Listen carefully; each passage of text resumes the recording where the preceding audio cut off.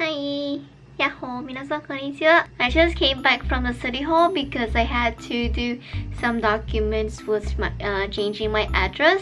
While I was filling out the form, I realized something pretty interesting. So I realized that in Japan, whenever you receive like a contract or so similar documents like that, and you have, instead of bullet points, they have like these square like at the beginning of every sentences, and they will ask you to fill it out. I realized that in Japan, people would tick it.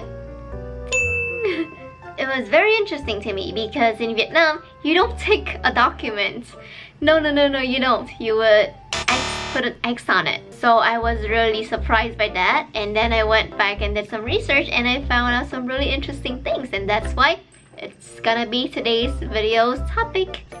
So today we're gonna be discussing about the different symbols in Japan and their meaning. So we've already talked about the tick symbol. In Japan, we call it a check mark. So check. Usually whenever you fill out the form or any sort of documents, you would put a check if there's a square box. Okay, so you have to tick it. Normally, if there's like no specific indication like you should color it or not, normally people would just tick it. So we don't use the X mark because the X mark in Japanese, it's called batsu. So it's used when something is NG, something is incorrect or unavailable. So people would use the batsu mark. So that's like the typical use of it. However, some special cases would be like when checking off the calendar, Japanese people would usually check it off. So that's one. And you know, like sometimes in mangas, people would have like an X on their faces to indicate like they're dead.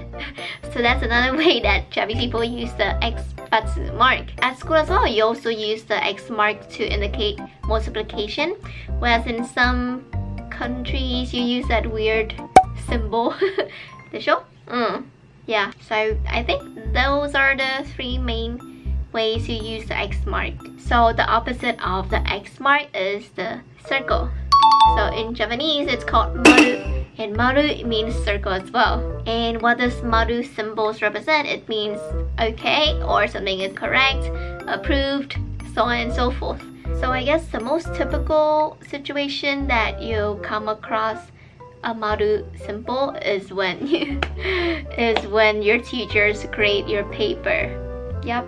So if I get a correct answer on my Japanese test, it's always a maru, and if I get it incorrect, cross it out. Some teachers use the batsu as well, but mostly it's just like one strike.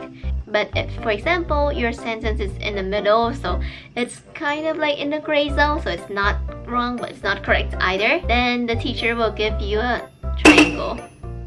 Sankaku. It's called a sankaku. So sankaku is like, as I said before, it's like in the gray zone, so it's okay, but it's not there yet. And like, for example, at a bakery as well, if you go to a bakery and they will have like this board indicating which breads are left. So maru means yep, still there. Batsu is like nope, sorry. And then if it's like sankaku, it's like they're still there, but we're gonna run out soon, so you better buy it. So this is a very short video, but just to recap, maru means good, positive, available. Batsu means no, NG, negative. Triangle is mama, gray zone, still quite acceptable. Tick is like, especially when you fill out documents, and especially when there's a rectangle square option. So I thought it was interesting, so I wanted to make a video, and that's the end of the video. So until next time, bye!